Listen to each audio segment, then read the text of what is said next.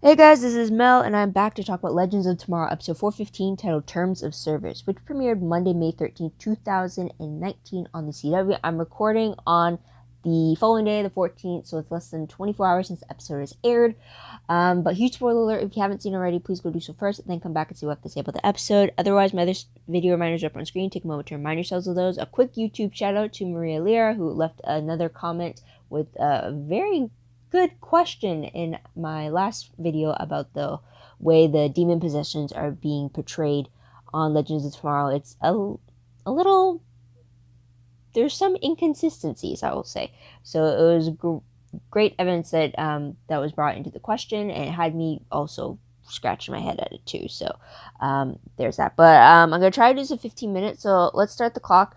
And let's begin with what happened in this episode. So timeline-wise, I think it's shortly after the events of 415 or 414 because it's been long enough for Neron to create a commercial to promote his upcoming tech event while posing as Ray Palmer and to have created this app, unless he already had the app created long before he took control of Ray's body, or he just used magic to do it. I don't know.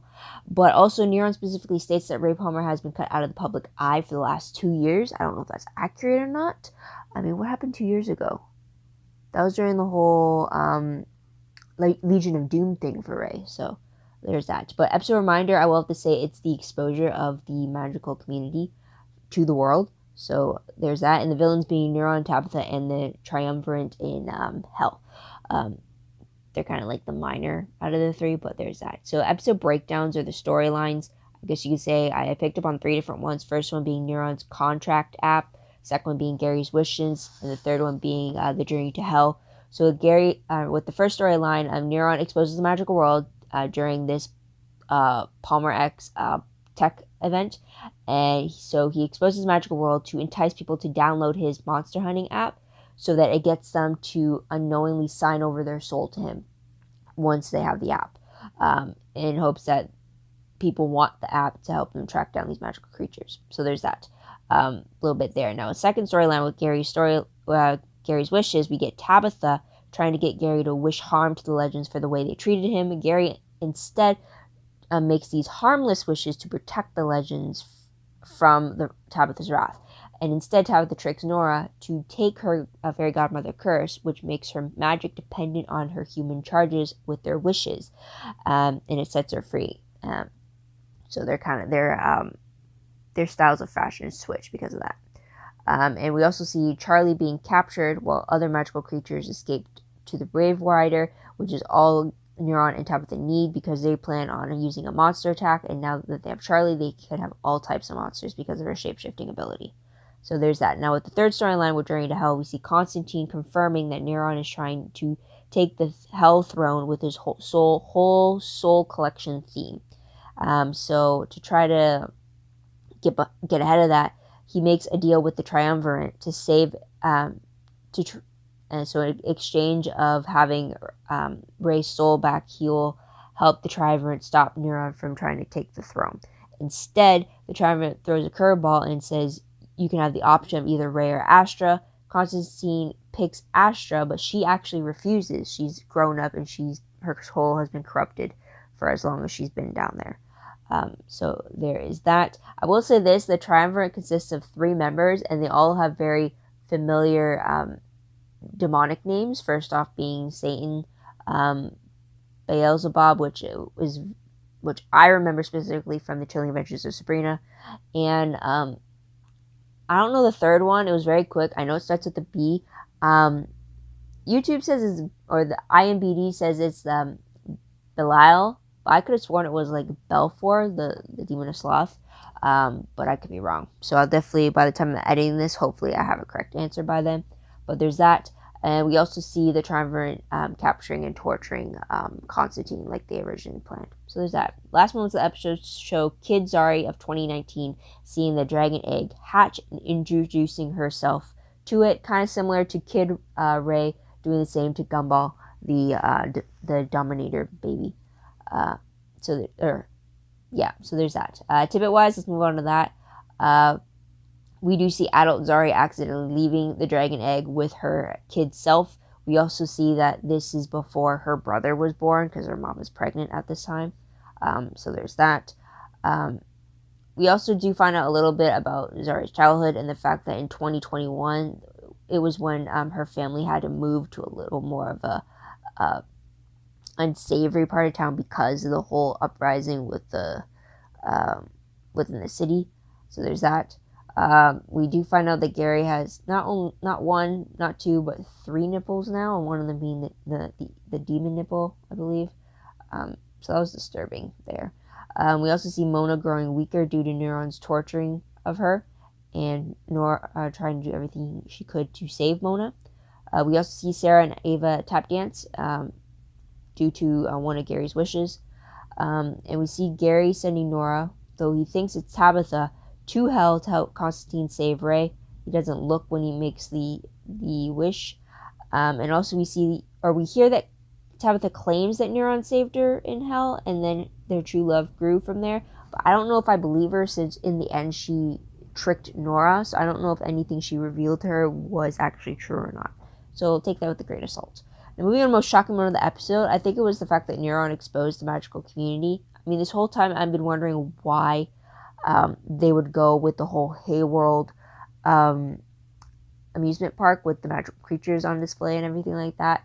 I mean, I didn't understand why they would want to expose that part of it, but now it makes sense that if Neuron exposed the community to incite fear, then the amusement park is the best way to counteract that by instilling goodness, or a view of goodness to what he's trying to make people fearful of. So I'm surprised it was the shock of Neuron being the start to it, but I guess it wasn't that what he always had planned when he was controlling Desmond. So there's that. But moving on to top 3 favorite moments. First one would have to be Gary and his time with the Legends.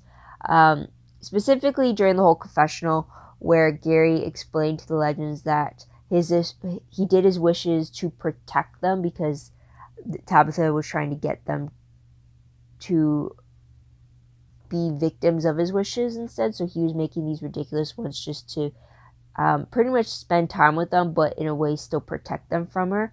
So I thought that was very sweet of Gary, for sure, to just show that he is not evil, like, and the fact that he's aware that he's being manipulated, so he's trying to get ahead of that. So it was pretty cool. And also the fact that we got to see the Legends apologizing to Gary and the way that they dismissed him and mistreated him and such, so, and how they like formally accept him as like, you are one of us, we lost sight of our roots type of thing. It was a great moment for them, and I think like Gary needed that, so I appreciate that for sure. Another favorite I did have was Charlie and Zari teaming up to break into the bureau. The way they did it and how it was done was pretty cool, utilizing their separate skill sets to achieve the goal. It sucks that Charlie got captured in the very end, but she did sacrifice herself for Mona to escape with the others. So there's that. And speaking of Mona, another favorite of mine was the fact that Nora's sole focus was to save Mona. I mean, it did cloud her judgment a little bit for some decisions, but I do love that. I do love her determination to save this person, to save Mona and such. So there's that. Now that leads to my top 3 peeves, and the first peeve being, I don't understand why Nora believed that being a fairy godmother could save Mona. I mean, I don't understand why Nora couldn't just use her own magic to save Mona. Why does she have to be pulled into believing that the fairy godmother's magic was the only magic that could save her? It's just so, that kind of pissed me off because I didn't see the logic there. And another peeve was the fact that Constantine picked Astra over Ray. I mean, I never saw Constantine's like separate show, but there's always references to the fact that like that was like his biggest regret when he's made his appearances throughout the Arrowverse, that he couldn't save Astra. So I can understand why he'd want to do everything to save her, but it just pissed me off that he didn't consider the fact that she's been in hell longer, so then she might have been subjected to a lot more torture, but then also a lot more corruption, to the point that she might no longer need or want his saving anymore. So it just sucks that he went in there claiming to go in for Ray, and that he turns his back on that. So it's just like, even though at the very beginning he stated that he would throw the Legends on the bus if it meant saving Astra, I mean, in a way, I'm kind of glad that it kind of kicked him in the butt for that betrayal. But then on the other hand, it's like you screwed up that one chance to save Ray and to take down Neuron. So it's like it's a little annoying there. But there's that. But otherwise, what will I remember most when I look back on this episode? It has been Neuron and Tabitha taking control. It seems like everything is falling into place for them. So it's very interesting to see that, as well as to see the different dynamics that come for it, especially with Ray. He used both Neuron and Ray in this episode, so it's interesting to see that the contrast between the two for sure. So there's that. Random questions very quickly. First one, I don't understand why Zari and Charlie went to hide out in Zari's childhood home. I mean, isn't it that they're not supposed to interact with their past selves? Because like that, see again, time travel again. It's like why should I bother questioning it now? But it's just like I don't understand how they could forget such a heavy backpack there that carried a dragon egg. Like how could you forget that? And then I don't understand why, since it is in 2019, why didn't they just go, instead of going to Kid Zari's place and potentially changing Zari's whole past, why didn't they go to a member of Team Arrow? Why didn't they go to the member of Team Flash? I mean, they're in DC, so why didn't they go to Curtis Holt's place? Because he does live in DC now. So it's just, and he's from Arrow. So it's just like, why not use other options as opposed to going to your childhood? Because like, as you know, well, that's another thing too, because whatever happened, because when Kid Ray was killed, that stopped the existence of adult Ray until they fixed it. So it's just like, yeah. Anyways, I'm not going into that. That's not for this episode. But another question is Ray permanently stuck in hell due to Constantine's betrayal of picking Astra instead of him?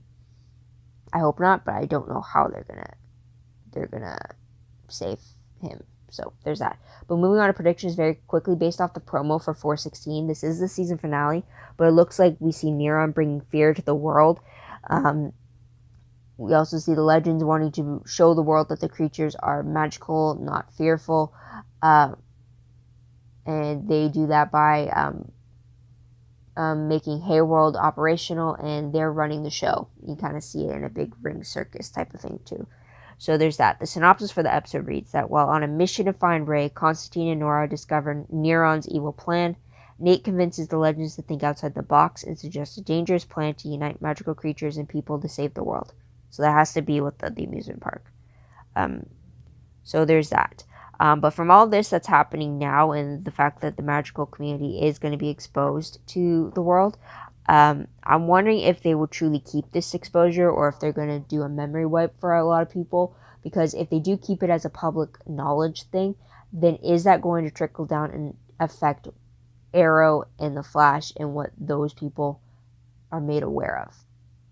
So that's a question there. But otherwise, guys, that is pretty much it. What did you guys think of the episode? What did you guys like about it? What do you think will happen in the finale? Let me know in the comments down below. Love to hear your thoughts, theories, and opinions about all that. Also, don't forget to like this video, subscribe to my channel, and check my other videos if you haven't done so already. If you want, check out my Tumblr page. Link for that is down below. I read blog promos, web clips, quotes, gifs, synopses, news, all that good stuff, all found in one place. Go check that out. I hope to get caught up on it during the summer hiatus, so be on the lookout for that. WordPress account, link for that is down below. Everything I post online is connected to WordPress. It's more organized, more detailed, but work in progress once again. And that is pretty much it, guys. So thank you so much for tuning in. Thank you so much for your patience. I hope you come back next week to see what they say about the finale. But until then, guys, this is Mel. Wish you a great day, great week wherever you are. And I have less than 2 minutes on the clock, so I beat it. Great job. Bye, guys.